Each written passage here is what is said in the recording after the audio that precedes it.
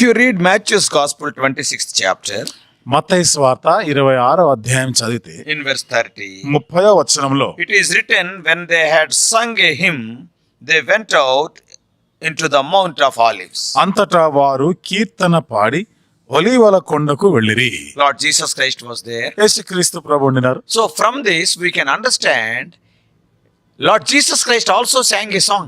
దీనిని బట్టి మనకి ఏమర్థం అవుతుందంటే యేసుక్రీస్తు ప్రభు వారు కూడా కీర్తన పాడారు. So generally people will have a question, which song he must have sung. సాధారణంగా ప్రజలకు వచ్చే ప్రశ్న ఏమిటంటే ఏం పాట పాడి ఉంటాడు, ఏ కీర్తన పాడి ఉంటాడు ఆయన? Jesus Christ singing, it is a statement of exclamation.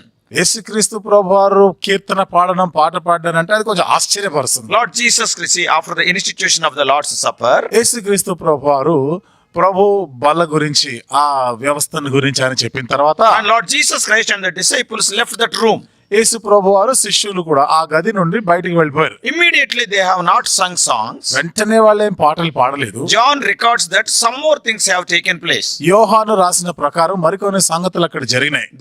And John said from chapter 14 to 17 there was a long discourse, a farewell address of Lord Jesus Christ was there. 14 నుండి 17 అధ్యాయాల్లో యోహాను రాసిన ప్రకారము యేసు ప్రభు వారు ఎంతో సుదీర్ఘమైనటువంటి మాటలు, అంటే తన వీడ్కొల్పు మాటలు చెప్తున్నారు. So that's why we have to compare the scripture with the scripture. అందుకనే లేఖనాలని సాటి లేఖనాలతో మనం సరిపోల్చుకోవాలి. Immediately after the supper they have not started the song. వారు ఆ ప్రభు రాత్రి ఆ భోజనం అయిన వెంటనే వారు పాట పాడలేదు. Few minutes the Lord has given a farewell discourse to the 11 disciples because Judas Iscariot is already left there. కొన్ని నిమిషాలు మిగిలిన 11 మంది శిష్యులు, అంటే 12వ యూదా అప్పటికే వెళ్ళిపోయాడు కాబట్టి మిగిలిన 11 మంది శిష్యులతో తన వీడ్కొల్పు పలుకులు మాటలు ఆయన చెప్తా ఉన్నాడు. In that farewell discourse he talked about the comforter. ఆ వీడ్కొల్పు మాటల్లోనే ఆయన ఆదరణకర్త గురించి చెప్పాడు. And he said that I am the true wine. నేను నిజమైన ద్రాక్షవల్లిని అన్నాడు. And he made the intercessory prayer and other significant teachings. ఆయన విజ్ఞాపన ప్రార్థన చేసినాడు. ఇంకా ఇతరమైనటువంటి బోధలు ఎన్నో చెప్పాడు, ప్రాముఖ్యమైన సంగతులు చెప్పినాడు. We all know it is the time of Passover festival. ఇది పస్కా పండుగ దినాలు అన్న సంగతి మనకు తెలుసు. And tradition says that Passover was observed by the Jews by singing Psalms 113 to 118. చూడండి, మరి యూద ఆచారం, ఆ సాంప్రదాయం ప్రకారం వాళ్ళు ఏమంటారంటే ఆ పండుగ సమయంలో 113వ కీర్తన నుండి 118వ కీర్తన వరకు ఈ కీర్తనలో పాడుకుంటారు. There are 6 psalms.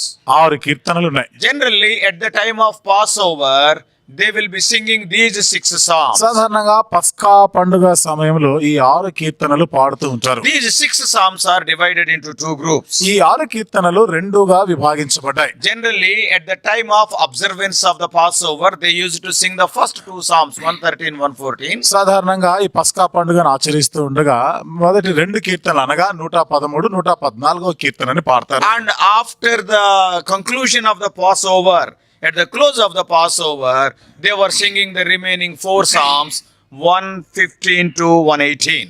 ఆ పండుగ ముగింపు సమయంలో మిగిలిన 4 కీర్తనలు, అంటే 115 నుండి 118 కీర్తనలు పాడుకుంటారు. There can be no doubt our Savior and all the 11 apostles used the same for the observance of the Passover. మన రక్షకుడు మిగిలిన 11 మంది శిష్యులు కూడా నిస్సందేహంగా పస్కా పండుగ సమయంలో వారి ఆచరిస్తుండగా పాడిన కీర్తనలు పాడారు. So since it is the beginning of the Passover, ఇది పస్కా పండుగ ఆరంభము కాబట్టి yes, they sang Psalm 113 and 114. 113, 114 కీర్తన వాళ్ళు పాడినారు. These 6 psalms are known as Hallel songs. Hallel means hallelujah, that is songs of praise. ఈ 6 కీర్తనలు కూడా హల్లెలూయా కీర్తనలుగా వాళ్ళు చెప్తారు, స్తుతి కీర్తనలుగా వాళ్ళు అభివర్ణిస్తారు. So which song the Lord sang in Matthew 26:30? కాబట్టి ఇప్పుడు మత్తయి సువార్త 26వ అధ్యాయం 30వ వచనంలో యేసు ప్రభువు వారు పాడిన కీర్తన ఏది? Psalm 113 and 114. 113వ Keerthana, 114వ Keerthana. That can be the positive conclusion. కాబట్టి ఇది మనము ఒక విధంగా ఆలోచన చేస్తే ఈ నిర్ణయానికి మనం రావచ్చు. God bless you all. Please subscribe for more spiritual messages to the YouTube channel John Victor Telugu Messages.